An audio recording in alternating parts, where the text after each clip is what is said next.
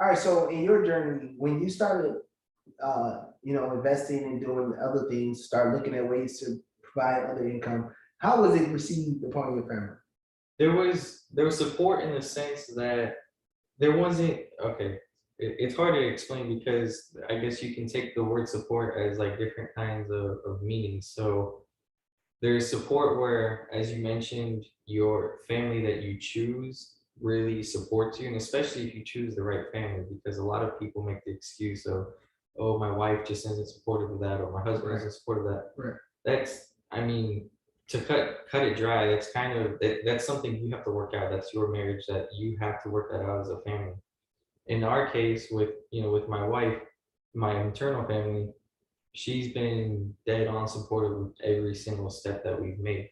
right. So there's been no issues as far as that. She's been on board, and on board to the point where my external family, as you mentioned, external and internal, they don't understand her point. They think, oh, and I've gotten it before where, I've had family say, oh, you're doing this. Well, how does your wife feel about it? And it's like we're on the same page. No Mhm. matter what we decide, if I'm deciding to do something or thinking on something, it's not that she's just following along. It's that she actually agrees, and I've talked to her about it, and she's on the same page and the same mindset as me. So a lot of people can't understand that because they may not have a supportive spouse or Right. partner, whoever that they're with.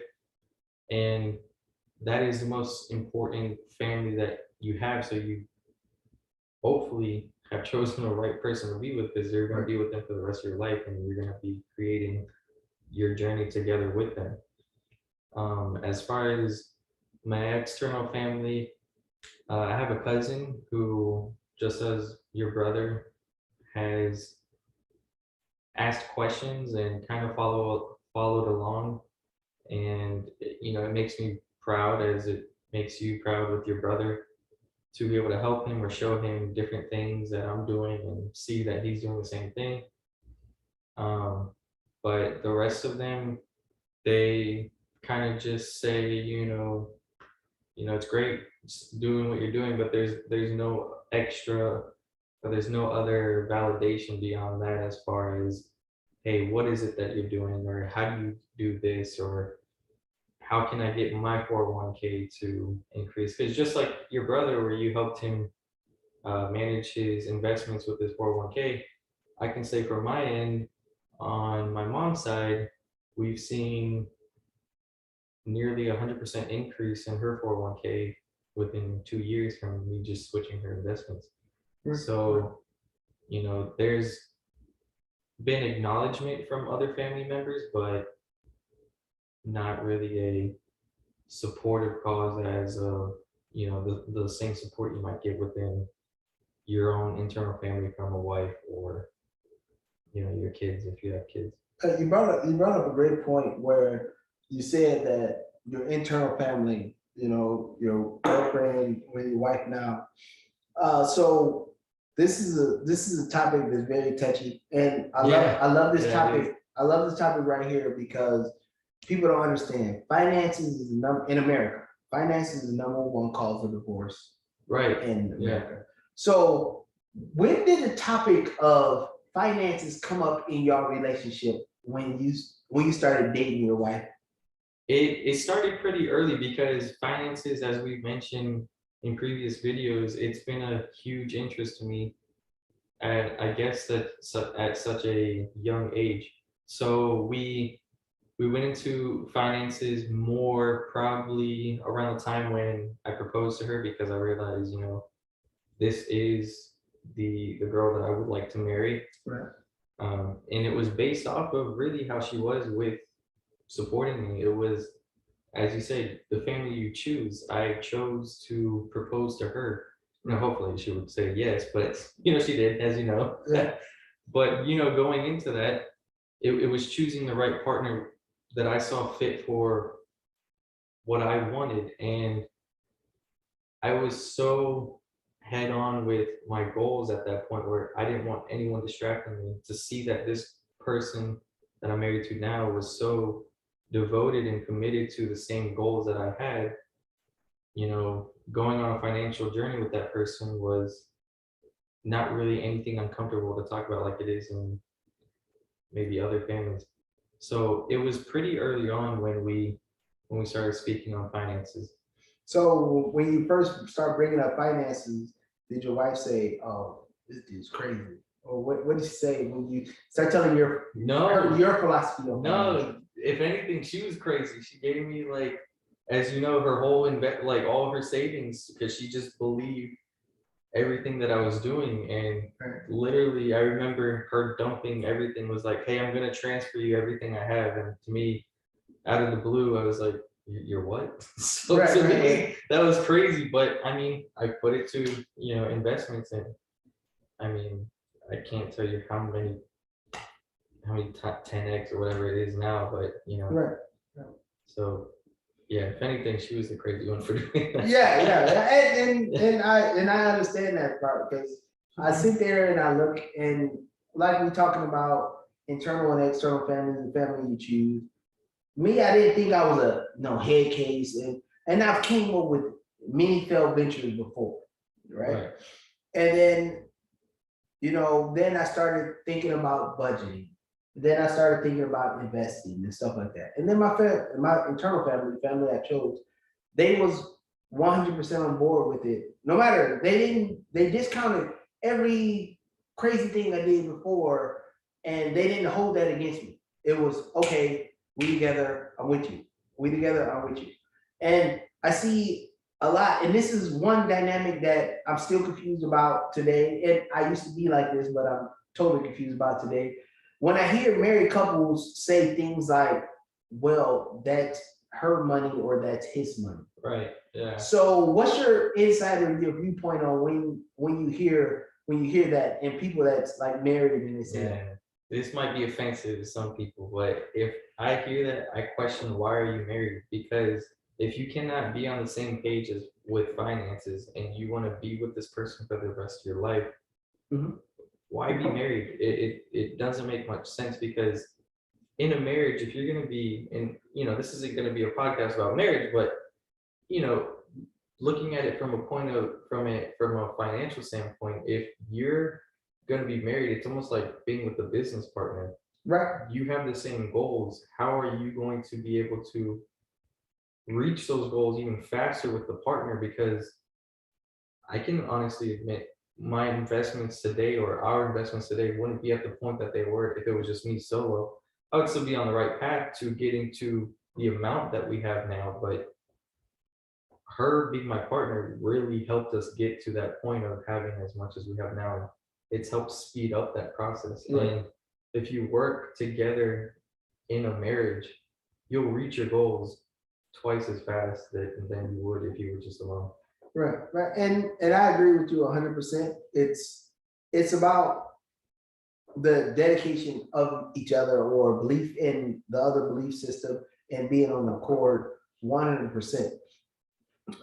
In my situation, it was more of like I said, I was, I had all the crazy ideas. I had to get rich quick schemes. I had to, like I said before, create a credit card company by using a credit card to pay for the company. That was epic failure. Yeah, I mean, I remember, I don't mean to cut you off, but I remember, we had saved up, I think at the time it was $25,000. And it was a day where you and I were just, well, you, me, and my wife, we were all, hanging out at, I think it was World Beer. Right. And, we're just hanging out and we asked you the question of, now that we're learning more on investing in the stock market, is it necessary to maintain a emergency fund? And we can always go into deeper details on that in another video, but is it necessary to maintain an emergency fund if with this amount we can pull in, say, X amount monthly? And you said, well, I would just dump it, but that's me. And so my wife was like, dump it, put it in the stock market. So, so, and I mean, from doing that, it was the right choice for us in as far as how we've been able to manage that money into the investments that we chose. And but that just shows you the commitment from her end as far as complete dedication as far as willing to take risk, because most people, that's the biggest factor, is taking risk has them almost jailed in a cell of fear, really. Right. And you brought up a good point there. So this is my philosophy on taking risk. Me, I'm, Detroit born and bred, Detroit. I love the sports teams. I love the city. I love saying I'm from Detroit. I don't love living there, but I love saying that. Right.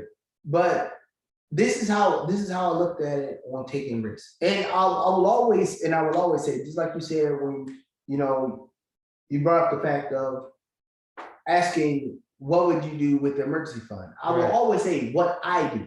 Right, I will never say, exactly. hey, you should do this, you should do this. Exactly. And then but my understanding of risk is this. I've already been poor. I've already been thousands and hundreds of thousands of dollars in debt. I know how to live in that environment. So if I take a risk or if I invest in something and it don't work out, the only thing that it will do is put me in an environment that I know how to navigate out of. Right. Going back in debt. So that's why, if that's the worst thing that can happen to me, if me going back in debt, then I'll be all right. I don't live the poor lifestyle already. So that's how I look at it. So my downside is going back to a place where I've navigated out of before and I can get out. And then the upside is tremendous. So that's how I always look at it, as far as taking risk.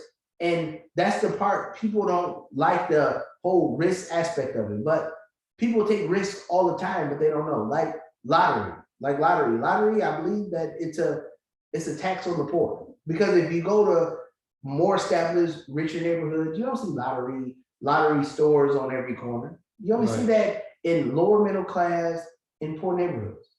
Right. It's just a tax on the poor. So they take risks because they exchange their time for money at work, and then they hoping that they hit the lottery. And usually, and you can follow the lottery, it's usually in upper middle class areas where they hit it. I see it all the time where maybe I'm going to a public store or something like that, and I see the lottery line out the door. And I always ask, because I'm always inquisitive, is why is everybody in the line? And then people will say, oh, we come here because they always hit the lottery in these neighborhoods. They don't hit it over there in the hood, And then so that's the dynamic that people look at is, okay, well, they're taking a risk with lottery because they exchange their time for lotteries. And I know people that spend thousands upon hundreds of thousands on lottery over their lifetime, but they don't look at that as a risk. They look at it, oh, it's only $1 here, $1 there. Right.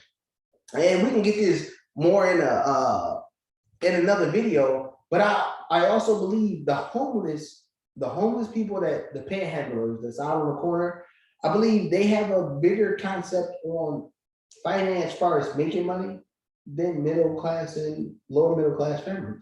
I totally believe that they have a better concept on it, because as those people stand into the lottery lines and they keep exchanging their dollars for lottery tickets to hopefully hit that $1 million. So take that. So everybody's looking to have one person give them $1 million or whatever, billions or whatever the lottery is paying. But the goal everybody shoots for is that million. So everybody's looking for one person to give them $1 million. The homeless people are looking for, they stand on the corner and then they're asking for everybody $1. So imagine a year. In a year's time frame, if a homeless person panhandles and 1 million people pass them on the road a day, and only 10%, let's just say only 1 million people pass them a day, and only 10% of them give them $1, that's still $100,000 a year. That's the thing. Everybody's looking for one person to give them $1 million. Why not look for 1 million people to give you $1? 1 million people giving you $1, that's still $1 million. But everybody got the concept twisted backwards of, oh, I'm looking for one person to give me $1 million. It's still $1 million. And it's a whole lot easier for 1 million people to give you $1 than one person to give you $1 million. So if people start looking at it and that concept of saying, hey, what can I sell that 1 million people to buy to give me $1 in profit? That's $1 million. Instead of looking, hey, what can I do for one person to give me $1 million, which is way harder, then they got the code figured out. So when it comes to like the rental properties and things like that, I just buy rental properties everywhere. I don't care where it's at. I buy rental properties because I'm looking for 1 million people to give me $1, or well, more than $1 for rent. But I'm looking for a lot of people to give me money instead of saying, hey, I'm gonna go find this place that's gonna cost $10 million, $20 million, and then I'll get $1 million in revenue from it. Instead of just say, hey, why don't I find 10,000 units and everybody give me $1,000?